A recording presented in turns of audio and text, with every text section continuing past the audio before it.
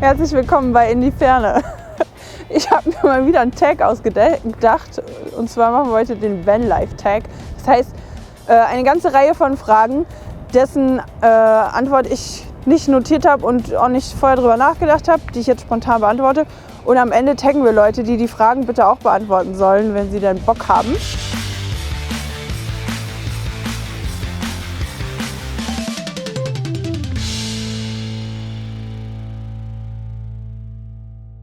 Ja, ich hoffe, ihr erfahrt heute was Interessantes. Ich habe nämlich keine Ahnung mehr, was für Fragen ich da eigentlich reingeschrieben habe, aber es wird auf jeden Fall um Vanlife gehen. Vervollständige diesen Satz. Wenn mein Camper plötzlich weg wäre, wäre ich sehr traurig, definitiv aufgrund der ganzen Zeit und Arbeit, die ich da reingesteckt habe und weil ich den sehr gern habe. Aber mir wäre auch klar, dass das halt einfach nur ein Gegenstand ist und ersetzbar. Einerseits würde ich auch denken, ah ja, geil, dann hast du die Chance jetzt nochmal komplett neu irgendwie ein Projekt anzufangen und alles, was du dabei gelernt hast, von Anfang an neu umzusetzen, was ich da anders machen würde. Ansonsten wäre ich vielleicht noch ein bisschen traurig aufgrund der Erinnerungen, die da dran hängen. Und weil es natürlich generell blöd ist, wenn so ein Camper weg ist in einer Zeit, wo man nicht reisen kann, sonst anders. Frage 2. Wie lange würdest du es maximal ohne Reisen aushalten? Ja, also wenn man jetzt mal so auf dem existenziellen Level fragt, würde ich sagen, vermutlich ein ganzes Leben. Aber ja, es ist schwerer, sich das vorzustellen, wenn man Reisen kennt und mag. Und wenn ich jetzt wirklich auswählen kann und nicht gezwungen bin, nicht zu reisen oder das jetzt nicht irgendwie aus anderen Gründen verhindert ist, würde ich sagen, ein Jahr ohne Reisen ist schon traurig. Und Reisen kann ja auch alles sein, was irgendwie um die eigene Region herum ist. Einfach mal nur ein paar Tage unterwegs sein, das reicht schon. Aber ja, wenn ich ein ganzes Jahr lang nicht irgendwo hin könnte, nichts sehen könnte, nicht rauskommen könnte, das fände ich schon sehr, sehr traurig. Frage 3. Was wäre das Erste, was du wieder machen würdest, wenn Reisen wieder geht? Ich glaube definitiv nach Marokko reisen. Das vermisse ich sehr, alleine schon fürs Surfen. Ich war jetzt 1,5 Jahre, fast 2 Jahre nicht mehr surfen. Das ist schon sehr traurig. Das würde ich auf jeden Fall wieder machen. Und dann würde ich ganz gerne mit dem Wagen nochmal nach Irland fahren, zur Westküste. Also die 2 Sachen, das ist so das Erste. Wenn ich wieder reisen kann, mache ich das als erstes. Welche 5 Orte würdest du als erstes ansteuern? Also wie schon gesagt, Marokko, Irland, jeweils mit dem Camper. Dann möchte ich unbedingt mal in die Berge, so richtig in die Berge, und zwar am liebsten in die Schweiz. Ist mir aber eigentlich egal, Hauptsache vernünftige Berge mit Bergsee und Ausblick und Gipfel und Anstieg und Hütten. Und das 4. wäre irgendwas Warmes Richtung Spanien, Frankreich oder Portugal an der Küste. Und das letzte wäre irgendwas Richtung Osten, also Albanien oder Mazedonien. Was würdest du als erstes wieder nachkaufen, wenn dein ganzes Equipment weg wäre? Also das würde ich jetzt mal in 2 unterschiedliche Arten von Antworten unterteilen. Wenn es auch um den Ausbau geht, würde ich sagen Fußpumpe, Wasserhahn, das Solarpack, die Toilette, den Heater-Buddy würde ich auch noch mal kaufen. Ich würde bei den Gaskochern weiß ich nicht. Ich glaube, da würde ich versuchen, irgendwas mit Schlauch zu finden, aber wo ich nicht den Kocher oben drauf setze, sondern irgendwas flach, auch meinetwegen so flach wie der ganz klassische Campinggaskocher, halt, dass du es auf einer Arbeitsfläche abstellen kannst und dass es viel Halt hat, aber dass du nicht diese kleinen Kartuschen daran anschließen musst. So, warum genau die Sachen? Weil damit die Basics abgedeckt sind. Man hat es warm, man kann sich was zu essen machen, man kann waschen, abwaschen, hat Wasserversorgung am Start und man kann auf Toilette gehen. Welche 5 Gadgets aus dem Bereich Equipment würdest du dir als nächstes besorgen? Ich glaube, ich würde mir wieder eine von diesen Lampen holen. Vermutlich nochmal genau so oder vielleicht auch sogar größer. Ich finde es eigentlich ganz geil, dass diese eine Hänge- und Stehlampe, dass die auch so milchiges Licht macht. Das wirkt dann nicht ganz so grell. Also irgendwie eine von den beiden Lampen würde ich mir nochmal nachholen. Dann würde ich mir meine also die Kaffeekanne kann man ja nicht nochmal kaufen, den Espresso-Kocher. Aber ich würde tatsächlich relativ viel Geld in die Hand nehmen, um mir einen vernünftigen Edelstahl-Espresso-Kocher zu holen, der eine vernünftige Menge kochen kann und der so robust ist, dass er mein häufiges Kaffeekochen sehr, sehr lange überlebt und ich da einfach viel Freude dran habe. Ich würde da nicht am Geld sparen, weil es das Teil ist, das ich am meisten benutze. Dann würde ich mir diese 80 cm Wärmflasche nochmal holen. Die fand ich auch sehr, sehr praktisch für den Schlafsack. Tja, was noch? Ich würde mir auf jeden Fall die Wintergaskartuschen auch nochmal holen. Und die Neodym-Magnete. Hui! Welche 3 Gadgets sind deine besten Multifunktionstools? Da würde ich sagen, allen voran und angefochten auf Platz 1 diese Neodym-Magnete. Die habe ich, glaube ich, für alles Mögliche benutzt. Und Platz 2 sind vermutlich Messer. Ich benutze die auch manchmal als Schraubenzieher, um Sachen aufzuhebeln, Flaschen zu öffnen, Leute zu bedrohen. Und das 3. ist ein Topf, ein ganz einfacher Topf.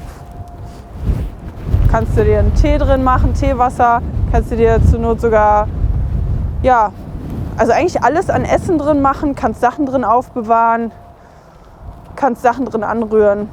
Ja, so ein ganz einfacher Topf. Welche 3 Einbauelemente würdest du noch mal genauso in deinem Camper haben wollen oder einbauen?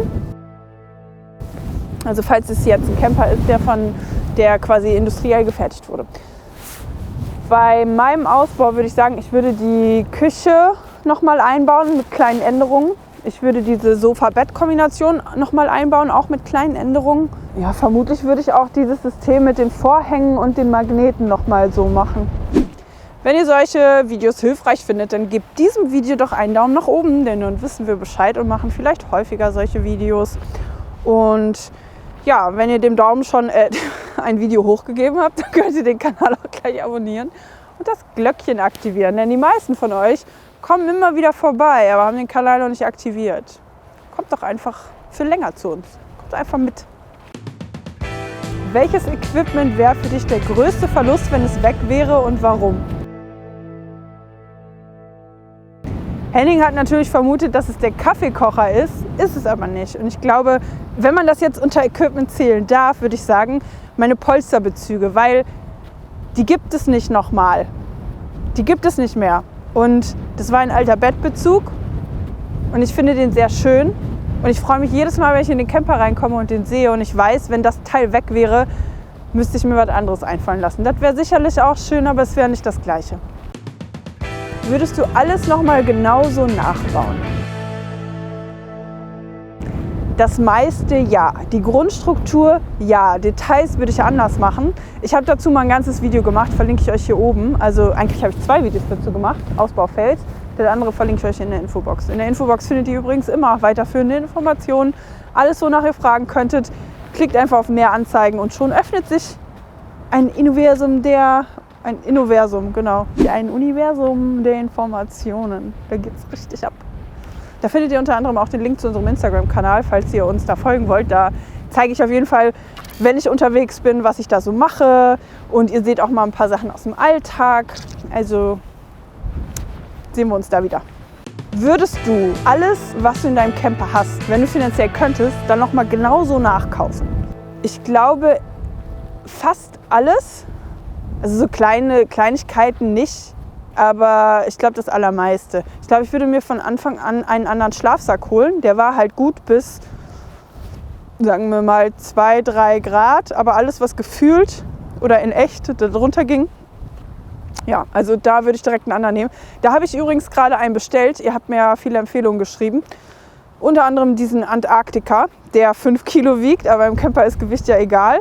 Der hat nur noch ein bisschen Lieferzeit, aber wenn der da ist, wenn euch da ein Testvideo interessieren würde zu dem Schlafsack, dann schreibt mir das doch in die Kommentare, dann würde ich eventuell ein Video dazu machen. Ja, Schlafsack auf jeden Fall, da würde ich was anderes wählen. Ob jetzt in der Antarktika, weiß ich natürlich noch nicht. Ja, ansonsten vielleicht mal irgendwie bei manchen, bei dieser einen Magnetlampe, da finde ich das Design jetzt nicht so schön. So Kleinigkeiten würde ich anders machen. Sonst grob finde ich das System, das ich da habe, finde ich schon ganz funktional. Wenn dein Camper weg wäre und Vanlife für dich nicht mehr möglich wäre, dann würde das, glaube ich, einen sehr, sehr großen Verlust, also würde ich das als großen Verlust empfinden. Ich hätte dann nicht Panik, dass ich nichts anderes finden könnte, woran ich auch Spaß habe, womit ich mein Leben füllen könnte. Aber dass ich in diesen Campingbereich gerutscht bin vom Backpacken, hat so viele Dinge in meinem Leben zum Positiven verändert, dass mir sehr schnell klar werden würde, wenn das nicht mehr geht, entgehen mir ganz viele Dinge, die ganz viel Spaß machen, die ich sehr genieße. Natürlich würde man dann nicht automatisch den Kontakt zu den coolen Leuten verlieren, die man da kennengelernt hat. Und diese Grundprinzipien übers Leben, die man dabei gelernt hat, die gehen auch nicht weg. Aber ich mache das schon gerne. Also ich glaube, das wäre schon sehr, sehr traurig. Ich würde mir was anderes suchen und mich da drin verbeißen wie ein Pitbull, aber das wäre schon schade. Welches Bild? Also das war's mit dem Vanlife-Tag. Und so ein Tag macht nur Sinn, wenn man andere Leute dazu nötigt, ihn auch zu machen. Und jetzt habe ich überlegt, wessen Antworten würden mich interessieren. Und euch tagge ich jetzt. Und zwar Passport Diary, Oscar the Explorer, Road and Board, Freundship und Sprint-Tour. Es würde mich sehr freuen, wenn ihr den Tag auch macht, wenn ihr also in die Infobox guckt und all diese Fragen in einer Videoantwort auch beantwortet. Ansonsten tagge ich jeden von euch da draußen, wenn ihr die Fragen beantworten wollt. Interessieren mich eure Antworten auch. Schreibt es einfach in die Kommentare, wenn euch das nicht zu viel Arbeit ist. Ihr könnt natürlich auch noch ausgewählte Fragen beantworten. Ja, und ansonsten Daumen hoch, wenn ihr dieses Format irgendwie gut und hilfreich findet. Ansonsten würde ich sagen, das war ein Video von In die Ferne. Mein Name ist Chantal Stauder. Der Mann hinter der Kamera ist Henning Westerkamp. Und wenn ihr mögt, sehen wir uns hier nächste Woche wieder.